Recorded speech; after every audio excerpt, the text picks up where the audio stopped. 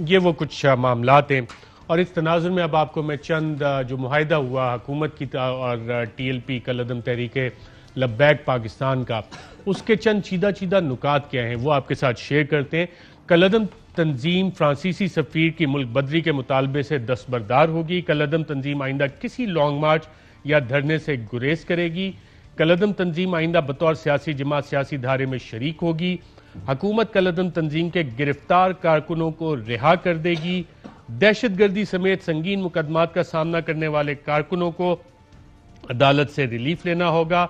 धरने के शुरा आज रात तक रास्ता खोल देंगे। जिस वक्त यानी मुआहिदा साइन हुआ उस वक्त ये शिक थी, उसमें शुरा 1 से 2 रोज में वापस घरों को जाएंगे। हुकूमत TLP को कलअदम तंजीम करार देने का फैसला वापस लेगी। धरने के शुरा के खिलाफ हुकूमत किसी किस्म की कोई कार्रवाई नहीं करेगी। कलअदम तंजीम की जानिब से मुफ्ती मुनीबुर रहमान ने बतौर गारंटर मुआहिदे के लिए किरदार अदा किया।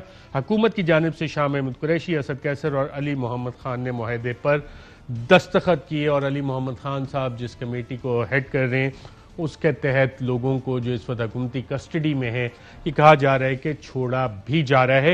ये 48 घंटे में क्या हुआ नाज़रीन वो मैं आपके साथ शेयर करूंगा तफसीलात कि क्राइसिस रेजोल्यूशन कैसे हुआ। लेकिन जो सवाल शहीद कांस्टेबल गुलाम रसूल के बच्चे कर रहे हैं, मैं चाहूँगा कि बतौर कौम हम उसका जवाब हासिल करें। और हमारे मोअज़्ज़ज़ पार्लियामेंटेरियंस पॉलिटिशियंस, सेंट साहब आपके पास जवाब है इन बच्चों के सवालात का? अरशद भाई सिर्फ मेरे पास नहीं, रियासत के पास कोई जवाब नहीं है। पिछली 2 दहाइयों में 80,000 के लगभग हमने दहशतगर्दी के खिलाफ जंग में हमने जाने दी हैं। उसमें सिविलियंस भी शामिल हैं, उसमें हमारे फौजी भाई भी शामिल हैं, हमारे पुलिस के एहलकार भी शामिल हैं। माशरे का कोई ऐसा तबका नहीं है कि जो उस 80,000 की फिगर में ना हो। फिर सानिया APS हुआ, उसमें हमने अपने मासूम बच्चों की कुर्बानी तक दे दी। उस कुर्बानी देने के बाद फिर हमने आपस में बैठ के इस मुल्क की सारी सियासी क़यादत ने और फौजी क़यादत ने बैठ के एक कागज का टुकड़ा तैयार किया। उसको हमने नेशनल एक्शन प्लान का नाम दिया। हमने उस वक्त बहैसियत कौम यह तय किया कि आज के बाद हमने नेशनल एक्शन प्लान के ऊपर अमल करना है। दहशतगर्दी की, दहशतगर्दों के बयानिए की, कोई नफरत आमेज बयानिए की इस मुल्क में कोई गुंजाइश नहीं होगी। यह हमने तय किया और फिर हम भूल गए।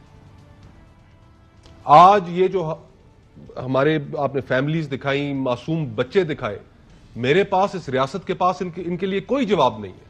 इसलिए कि जब ये तंजीम उठ रही थी तो उस वक्त उसके उठने में हमने उसका कोई सदबाब नहीं किया।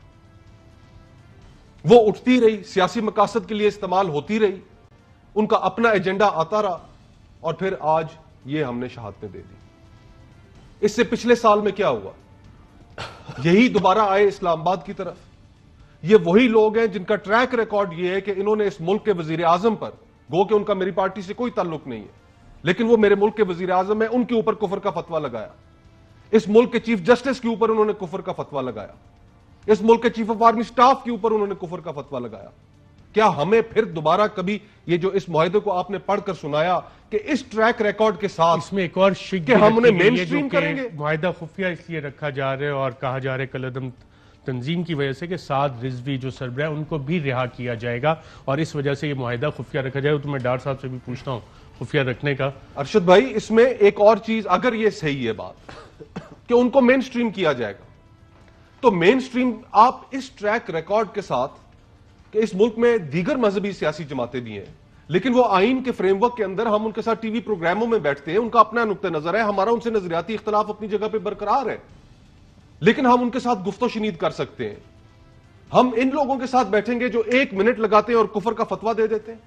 आपने उन भाइयों की उनकी गवाही नहीं सुनी कि मेरा भाई सच्चा आशिक रसूल था, वो 5 वक्त का नमाजी था और ये नबी सल्लल्लाहु अलैहि वसल्लम के रहमतुल आलमीन के नाम पर इन्होंने ये काम किया।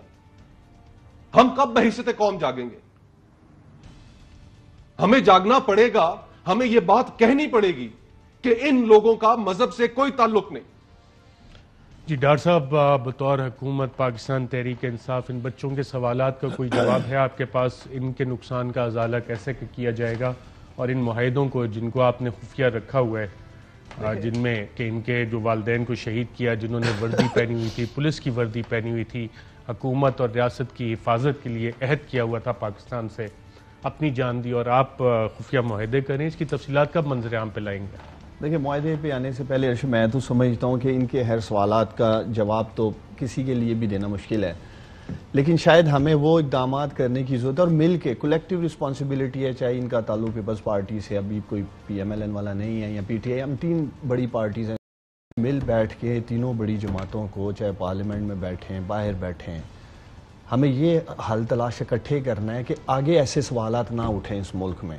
किस तरह इन चीज़ों की रोकथाम की जाएगी? देखिए, एक अकेली पार्टी हुकूमत, ठीक है, आज हम टॉक शोज़ में बैठे हैं, मैं अपने भाई के जज्बात की कदर करता हूँ, लेकिन यहाँ बैठ के बात करने में, और जब आप हुकूमत में हैं और एक तरफ अपने ही पाकिस्तानी हैं, कोई यहाँ सरहद पार से दुश्मन नहीं आ गया इस तरफ के हमने उनके साथ कोई क्या कहते हैं दस्तों गिरेबान होना है या जो भी होना है। और आपके सामने माजी में कई वाक़यात हैं। हुकूमत आखिर तक अरशद यही कोशिश करती है कि मामला खुश उसलूबी से हल हो जाए, जो हमने कोशिश की एंड तक। और ये जो मुआहदे पे मैं अब आता हूँ, ये जो मुआहदा कह रहे हैं जी, मुआहदा खुफिया, पहले हमने कोई खुदा ना खास्ता न्यूक्लियर आर्म्स स्टैंडर्ड नहीं कर दिए या कोई ऐसे खुफिया मुआहदे नहीं कर दिए हैं, कोई सरहद पार वालों के साथ जो कौम के सामने या मीडिया के सामने हमें रखते हुए कोई खौफ है। अभी ये एक प्रोसेस का हिस्सा है। अभी स्टीयरिंग कमेटी से कम्प्रीहेंसिवली क्लोज करके जो भी चीजें होंगी at end of the day सामने आनी है। लेकिन इसमें मैं एक रिक्वेस्ट करूंगा आपसे, करेंगे कि कलअदम तंजीम के कहने पे ये मुआहदा खुफिया रखा जाए। देखिए, मैं इसलिए कोई बात नहीं करूंगा क्योंकि मैं मुआहदे में था ही नहीं या मैंने कुछ देखा नहीं। मैं ऐसे ही कोई गेस वर्क पे भी बात करूं इस ऐसे हसास इशू पे।